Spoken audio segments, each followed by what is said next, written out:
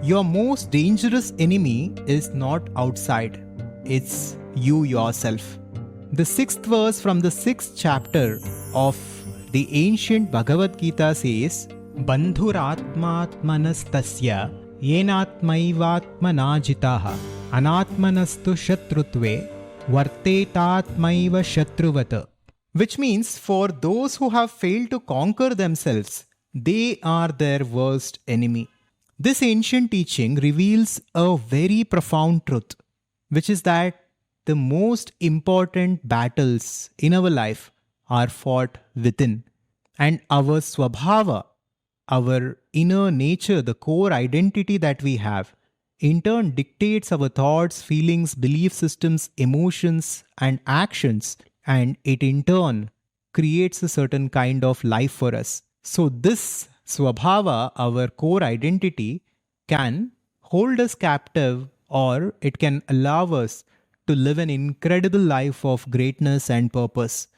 In the next 13 minutes, through this important video, we will uncover the true nature of swabhava or identity. We will discuss how to transform our unconscious identity from an enemy to our greatest ally.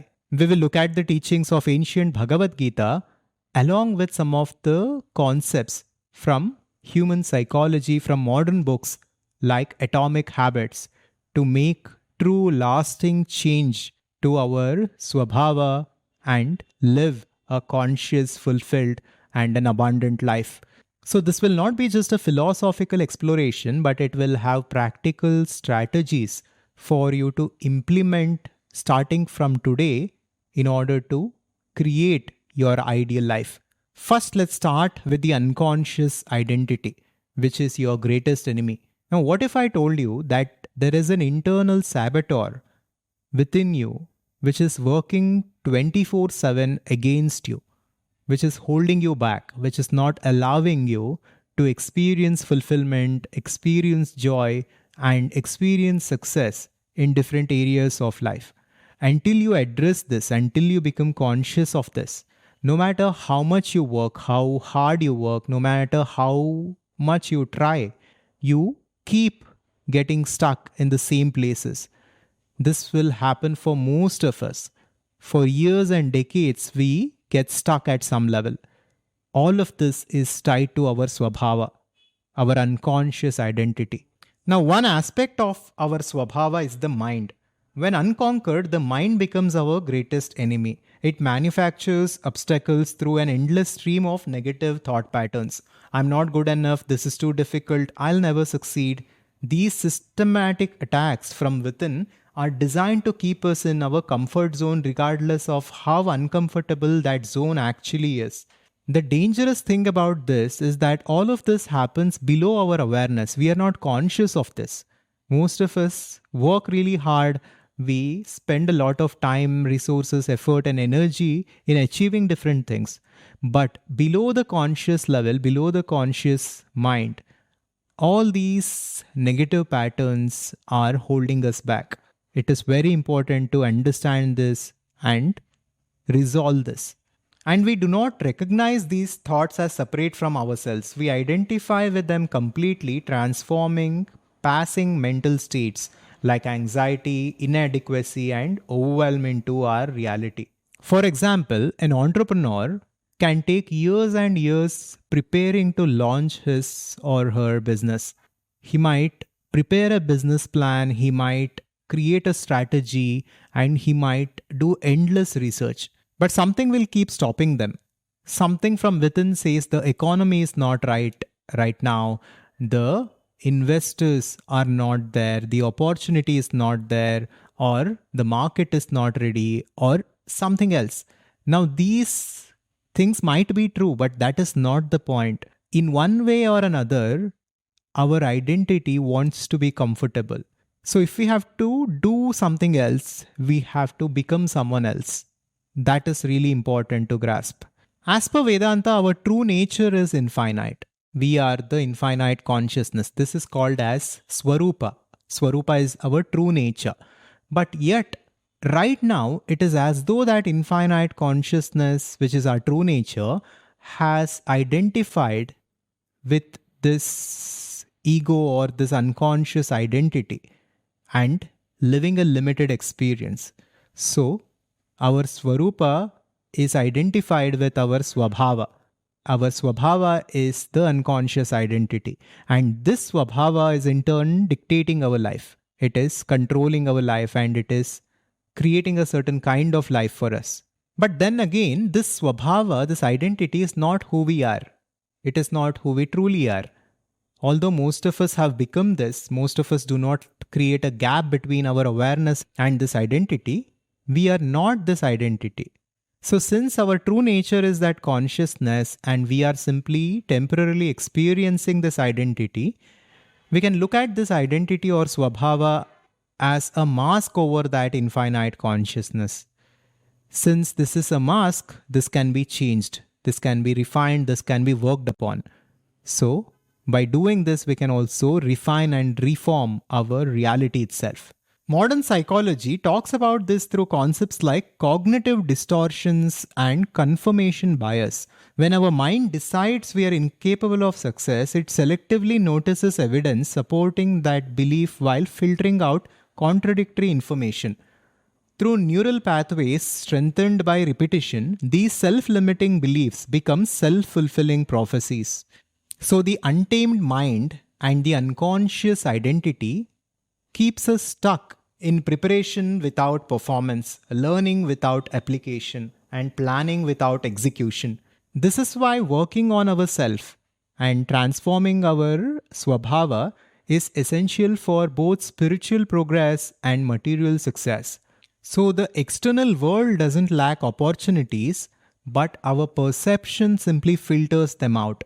With this, let's come to the second part, which is the conscious identity that is your greatest ally. Those walls of limitation are not permanent structures. They are mental projections that can be broken down. The same mind that once built barriers can become the architect of bridges to possibilities you haven't yet imagined. As Bhagavad Gita teaches in the verse 6.5, let a man be lifted up by his own self. Let him not lower himself, for he himself is his friend and he himself is his enemy. Again, this verse points towards the essential nature of reality. It states, we are our friend and we are our enemy. When we cultivate a conscious identity and when we tame our mind and bring it in alignment with our vision for our ideal life, it becomes our greatest ally. It can do incredible things for us. It can identify solutions, find opportunities, and help us live in fulfillment and focus. This disciplined mind directs its power toward productive creation rather than worry or negative projection. This transformation creates a fundamentally different quality of life. Decisions become clearer without the fog of overthinking. Mental energy becomes available for deep work and creative insight. The inner self achieves states of flow more readily. Those precious periods where time seems to expand and productivity multiplies. These benefits compound over time, creating upward cycles of success and fulfillment instead of the downward spirals of frustration and anxiety. This is what we call the art and science of conscious creation, and this is what we focus at the Advaita Conscious Society. More on this at the end of this video. But the scientific research validates all this. There are different methods which we will discuss next, through which you can convert these self-defeating patterns into supportive mental habits that serve our highest aspirations. With this, let's come to the next part of the video, where we will discuss identity-based habits, a concept from the book Atomic Habits. While most people obsess over what they want to achieve, the master conscious creators ask a different question entirely. They ask, who is the type of person that could get the results I want? So in the book, The Atomic Habits by James Clear, there is a concept called identity-based habits. Let us understand this through my own example. Now recently, from a few days, I have begun waking up at 5 a.m. I had this goal from some time now, but I always justified me waking up a little late by saying that I sleep late because I have a lot of work and this is not compatible with my schedule. But recently, someone told me that you are doing most things right, but you need to wake up before 5 a.m. to see the next shift in your life. And I felt resonated with this and I began to wake up at 5 a.m.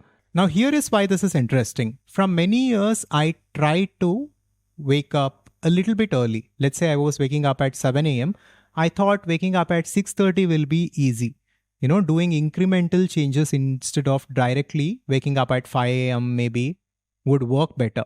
This didn't actually work. But what actually worked was me changing my identity altogether. I began identifying myself as an early riser. I just shifted my identity and my swabhava with respect to me waking up. And now for an early riser, waking up at 5 a.m. is natural. An early riser doesn't need discipline to wake up in the morning. A lion doesn't need discipline to hunt. Hunting is its nature.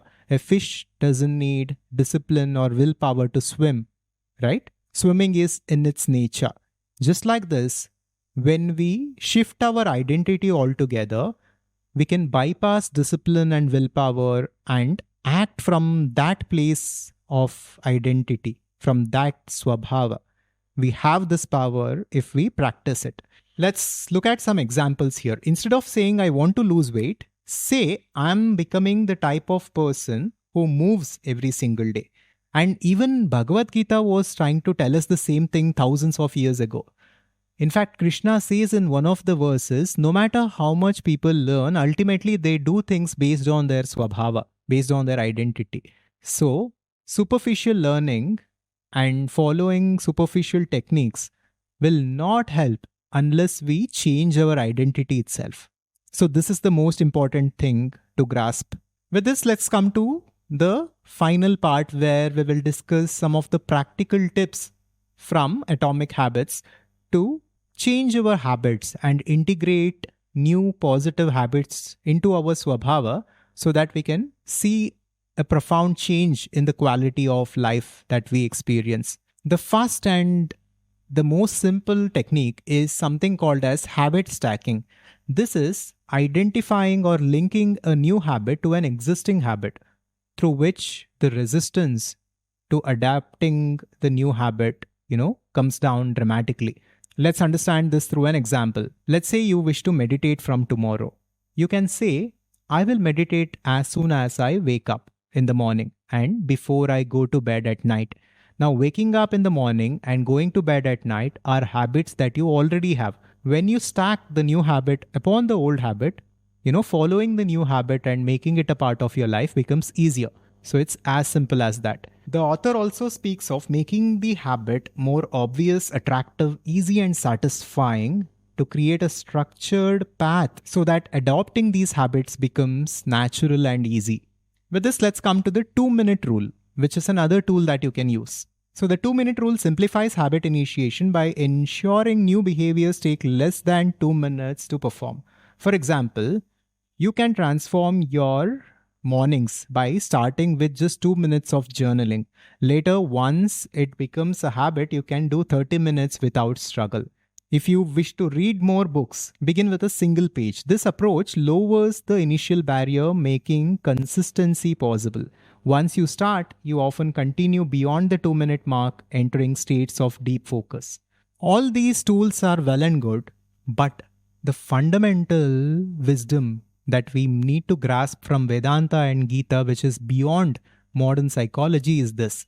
We are in our nature pure awareness, and our swabhava is an accumulation, it's a mask over it.